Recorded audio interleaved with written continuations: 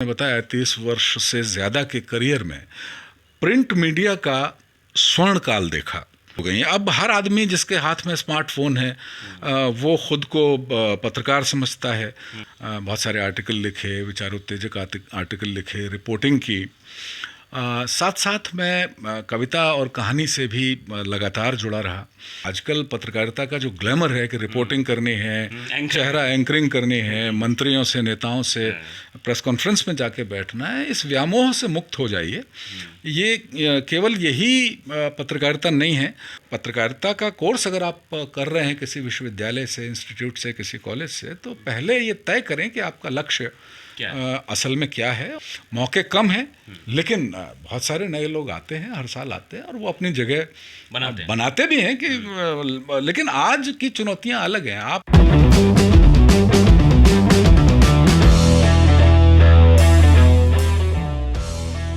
नमस्कार, आपके साथ मैं हूं आदित्य कुमार।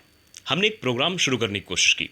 हमने सोचा कि आपको उन कलमकारों से मिलाएं, उन पत्रकारों से मिलाएं, उन कवियों से मिलाएं, उन लेखकों से मिलाएं जो आजकल के जीवन काल में ऐसे लेख लिख देते हैं कि जिनका सरोकार सबसे होता है, जनता से भी होता है, सभी से होता है। तो कलमकार का साक्षात्कार नाम से हमने प्रोग्राम शुरू किया है और आज पहला एपिसोड हम शुरू कर रहे हैं। और हमारे साथ एक ख़ास शख्सियत है जो कि लगभग 30 साल से ज़्यादा वक्त उन्होंने पत्रकारिता में गुजारा है और कई सारे बड़े संस्थानों में उन्होंने काम किया है। आज तक जैसे नवभारत टाइम्स जैसे बड़े बैनर तले इन्होंने काम किया है और अभी भी ये अपने लेख से, इनके लेख आप देख सकते हैं, लोकसभा टीवी पर भी लगातार डिबेट के लिए जाते रहते हैं, अन्य चैनल्स में भी डिबेट के लिए बुलाया जाता है। हमारे साथ रवि पराशर जी हैं, इनसे हम बातचीत करने की कोशिश करेंगे और आज हमारा पहला एपिसोड है। सर, बहुत बहुत स्वागत है आपका। हम 10 सच पे और कलमकार का साक्षात्कार पे। धन्यवाद आदित्य, बहुत बहुत धन्यवाद। और इस बात के लिए विशेष तौर पर धन्यवाद कि तुम एक नया कार्यक्रम शुरू कर रहे हो और उसकी शुरुआत मुझसे कर रहे हो। नहीं, बिल्कुल सर। और मैं ये सोच रहा था, ये बैठ के सोच ही रहा था कि क्योंकि आजकल की स्थिति जो है, नए बच्चे जो आते हैं वो पत्रकारिता को समझ शायद उनके अंदर समझ थोड़ी कम है, क्योंकि वो लेखनी की तरफ नहीं ध्यान देते बल्कि दिखने पर ज़्यादा ध्यान देते हैं। तो मैं आपसे ये जानना चाहता हूँ कि आपकी शुरुआत कैसे हुई, आपने पत्रकारिता क्षेत्र को कैसे चुना? आदित्य, एक्सीडेंटली कुछ नहीं हुआ। पिताजी उत्तर प्रदेश सरकार की नौकरी में थे, तो उनके साथ जहाँ उनका तबादला होता था हम लोग वहीं स्कूलिंग हम लोगों ने की। इसके बाद धीरे धीरे स्थायित्व आने लगा, तो विचारों में भी स्थायित्व आने लगा और मुझे विज्ञान का विद्यार्थी होने के बावजूद मेरे मन में एक संकल्प ये रहा कि मुझे कुछ ऐसा करना है जो परिवार में किसी ने अभी तक किया नहीं हो। और चूंकि लेखन में मेरी दिलचस्पी और रुचि शुरू से ही काफ़ी ज़्यादा रही, धीरे धीरे वो और बढ़ने लगी, तो मैंने तय किया कि अब पत्रकारिता में ही जाना है और केवल एक लक्ष्य अपना मैंने वो बनाया और अपनी मेहनत और दिक्काल परिस्थितियों के मुताबिक कई बार होता है, आप सोचते कुछ हैं, कुछ होता कुछ है, लेकिन मेरे साथ ऐसा नहीं हुआ। सौभाग्यवश मुझे पत्रकारिता के क्षेत्र में बहुत धमकदार तरीके से एंट्री करने का अवसर मिला जी। और नहीं, देखा जाता है आमतौर पर जो सोच के लोग चलते हैं कि हमें ये करना है, ये बनना है, बहुत सारी मुसीबतें आती हैं। तो आपने जैसा बताया कि आपके सामने कोई मुसीबत ऐसी नहीं है, रास्ता लगभग साफ दिखा। तो क्या क्या मतलब अचीवमेंट आपने हासिल किया और क्या क्या चीज़ें आपने देखी पत्रकारिता के अपने इतने लंबे कैरियर में? आदित्य, जो आपने कहा कि कोई मुसीबत नहीं आई, ऐसा नहीं था। मुसीबतें तो जब भी आप कोई लीक तोड़ के कोई नया रास्ता बनाते हैं तो मुसीबतें आगे आगे चलती हैं। बस ध्यान इतना रखना पड़ता है कि वो मुसीबतें आपके उस संकल्प को, आपके उस लक्ष्य को कहीं डिगा न दें। इसके लिए बहुत सारी तैयारी करनी पड़ती है। जिनके बीच में आप कॉम्पिटिटिव माहौल में पढ़ रहे होते हैं, रह रहे होते हैं, उनसे चौकन्ना सावधान रहकर अपने अपने लक्ष्य को प्राप्त करने के लिए आपको बहुत मेहनत करनी पड़ती है।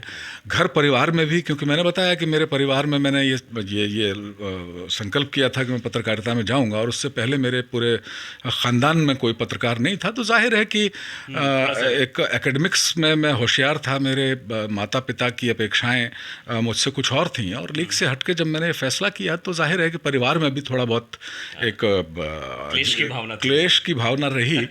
लेकिन जब मेरी शुरुआत देश के सबसे बड़े प्रकाशन समूह के साथ हुई, तो धीरे धीरे परिवार का भी जो सहमति मिलती रही। रही बात पत्रकारिता में मैंने क्या देखा, तो ये मैं बहुत यकीन और बहुत दावे के साथ कह सकता हूँ कि मैंने अपने पूरे अभी तक के, जैसा आपने बताया, 30 वर्ष से ज़्यादा के करियर में प्रिंट मीडिया का स्वर्ण काल देखा। और इलेक्ट्रॉनिक मीडिया, यानी ख़ास तौर पर इलेक्ट्रॉनिक मीडिया तो बहुत व्यापक शब्द हो जाता है, हम टीवी न्यूज़ चैनलों की अगर केवल बात करें तो उसका भी मैं ये कह सकता हूँ कि मैंने स्वर्ण काल का अनुभव इलेक्ट्रॉनिक मीडिया के, टीवी न्यूज़ इंडस्ट्री के ख़ास तौर पे परिप्रेक्ष्य में बात कर रहा हूँ, तो वो दोनों स्वर्ण काल मैंने देखे।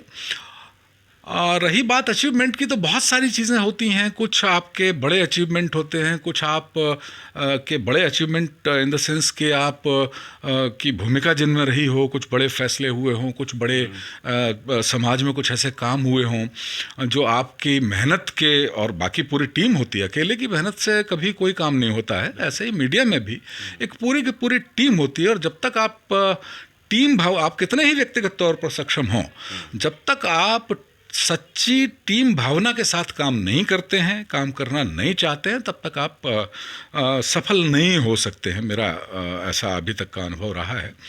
बहुत सारी बातें हैं। एक आदित्य होता है डे टू डे सेटिस्फैक्शन।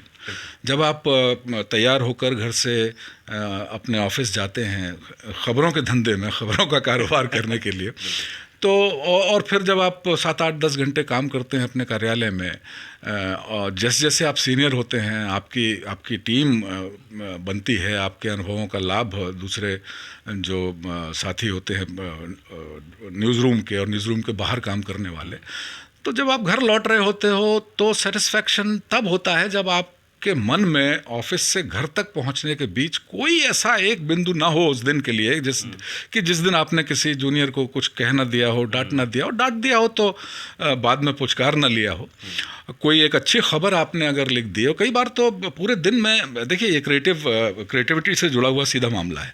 अखबार में हो आप, और मैं क्योंकि डेस्क पे ही हमेशा रहा हूँ, प्रिंट मीडिया में भी रिपोर्टिंग मैंने की है, वो शौकिया की है।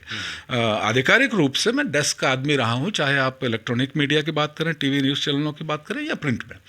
तो कभी कभी एक अच्छा शीर्षक, प्रिंट की अगर हम बात करें तो एक अच्छा शीर्षक पूरे दिन में अगर आपने लिख लिया है तो बहुत अच्छा लगता है। कई बार वो शीर्षक आपको महीनों प्रेरित करता रहता है, और दूसरों को भी, कि अच्छा लिख दिया, अच्छा आज कुछ अच्छा किया, तो वो आपको पता चल जाता है, आप इंसान होने के नाते आपने क्या अच्छा किया, क्या गलत किया, ये आपको समझ में आ जाता है। इसकी व्याख्या दैनंदिन होनी नहीं चाहिए, लेकिन हाँ बहुत सारी ऐसी चीज़ें होती हैं जब आप एक समूह से जुड़े होते हैं, किसी चैनल में, किसी अखबार में होते हैं, तो बहुत सारे सामाजिक आंदोलन चल रहे होते हैं।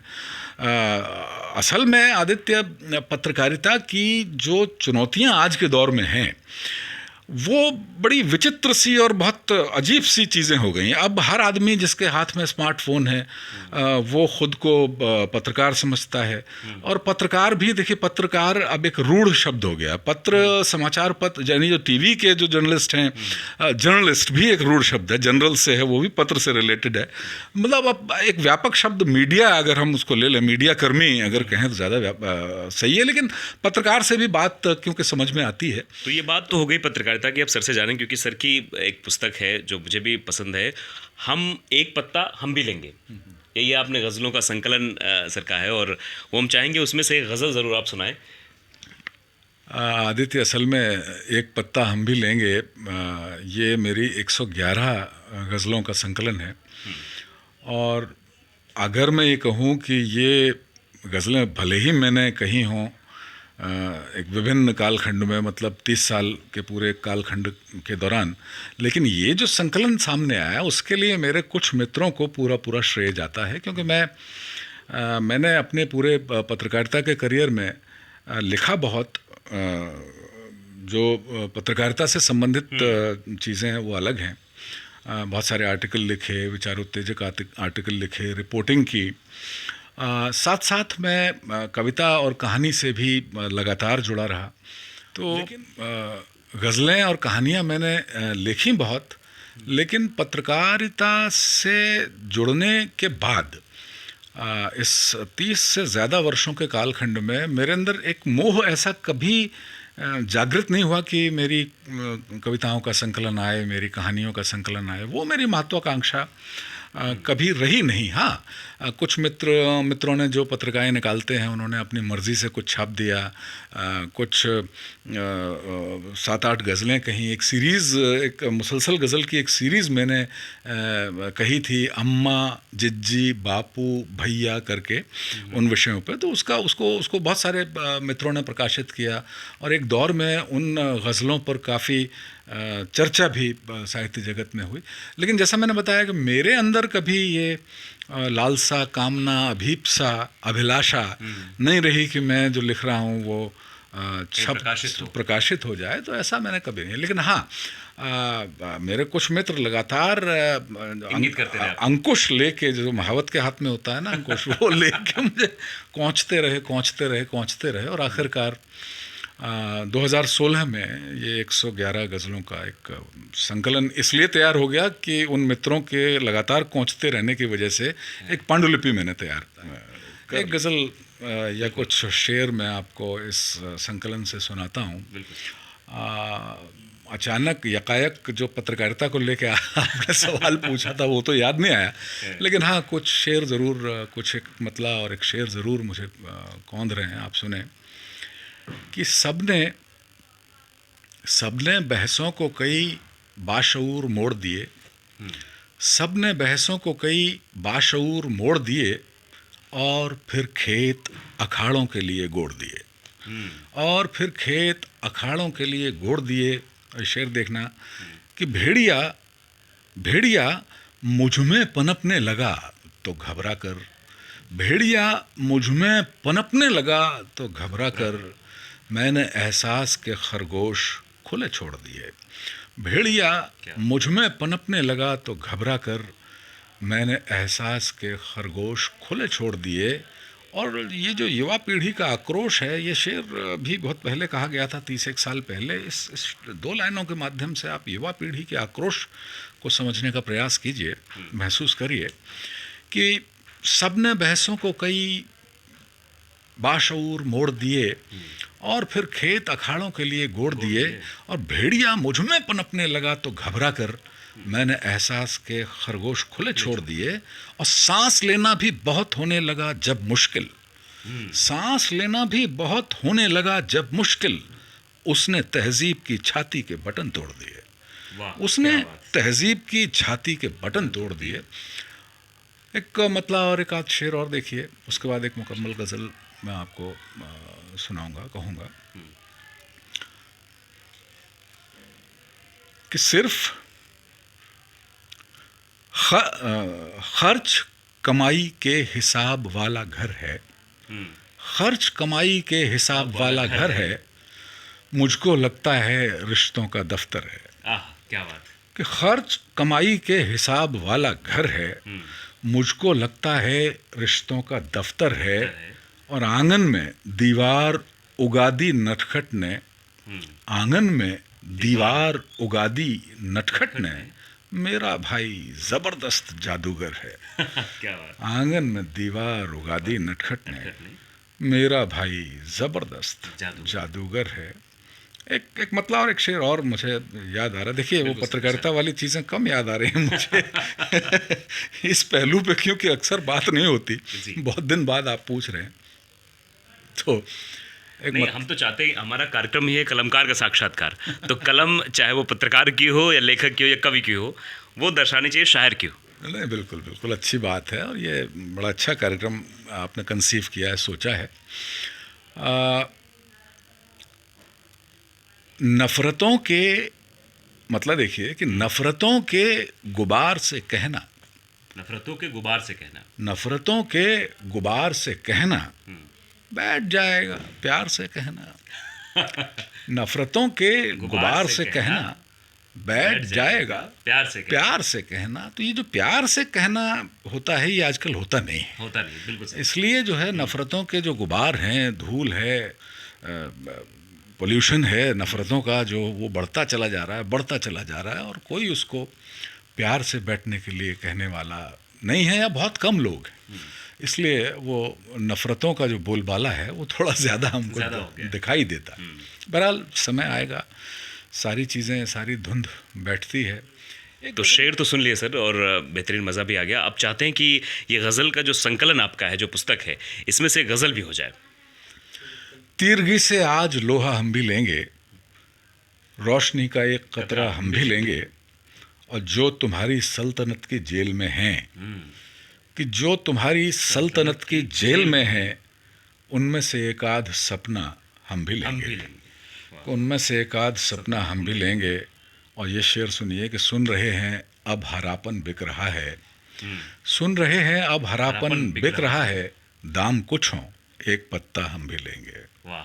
कि सुन रहे हैं अब हरापन बिक रहा है, दाम कुछ हो एक पत्ता हम भी लेंगे, और भूख से तन दोहरा होता जा रहा है, भूख से तन दोहरा होता जा रहा है, कुछ तो खाएं एक धोखा हम भी लेंगे। वाह वाह। कुछ तो खाएं एक धोखा हम भी लेंगे, और हो रहे नीलाम इंसानों के रेवड़, कि हो रहे नीलाम इंसानों के रेवड़, पेट के बिन एक चेहरा हम भी लेंगे। असल में पेट सबसे बड़ी बुराई है, पेट ना हो तो पेट के लिए सब करता है नहीं है। कि हो रहे नीलाम इंसानों के रेवड़, पेट के बिन एक चेहरा हम भी लेंगे।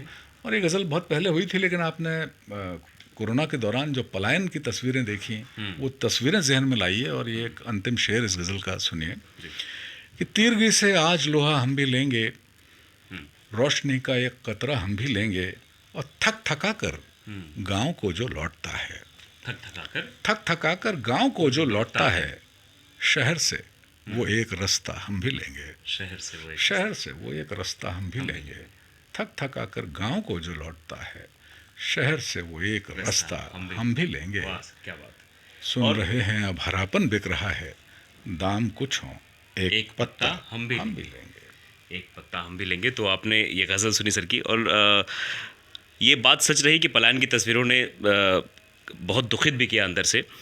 और अब चाहेंगे सर, क्योंकि पत्रकारिता का जो दौर है, हमने पत्रकारिता पर चर्चा की, और चर्चा हमने एक पत्ता हम भी लेंगे पे कर ली, पुस्तक पे भी।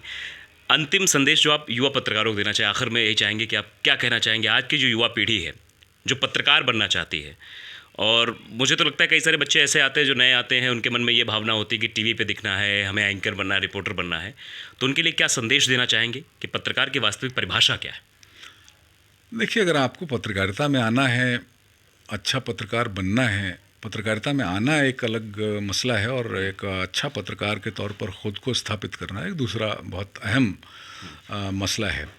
आज दुर्भाग्य की स्थिति ये है कि पत्रकारिता या मास कम्युनिकेशन के संस्थान, यानी पढ़ाई कराने वाले जो कॉलेज हैं, इंस्टीट्यूट्स हैं, वो सरकारी विश्वविद्यालयों में, प्राइवेट विश्वविद्यालयों में और दूसरे स्तरों पर भी इतने संस्थान हो गए हैं, और पत्रकारिता की पढ़ाई करने वाले बिना सोचे समझे इतने छात्र छात्राएं हर साल बाहर निकल रहे हैं कि उनको एक सीमित, जो चाहे अखबार कहें या टीवी न्यूज़ चैनल कहें, एक सीमित दुनिया है, उसमें जितने हर साल पढ़ के छात्र छात्राएं निकल रहे हैं, तो नौकरियां उस स्तर पर नहीं मिल पा रही हैं। और इसलिए मुझे लगता है कि बहुत सारे जो नौजवान छात्र छात्राएं जो पत्रकारिता का degree course, post graduate course या पीएचडी वगैरह भी कर रहे हैं, काफ़ी संख्या में कर रहे हैं, तो उनको एक हताशा, निराशा थोड़ी सी होती ज़रूर इस मसले पे होगी।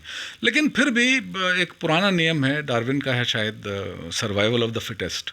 तो अगर आपको, सबसे पहली चीज़ तो ये है कि उस भीड़ में, उस भीड़ शब्द हालांकि हमेशा नकारात्मक शब्द होता है, लेकिन उस समूह में मैं कहूँ कि अगर आपको उस समूह में घुसना है, चक्रव्यूह को भेदना है, तो आपको बहुत ज़्यादा मेहनत करने की आवश्यकता है।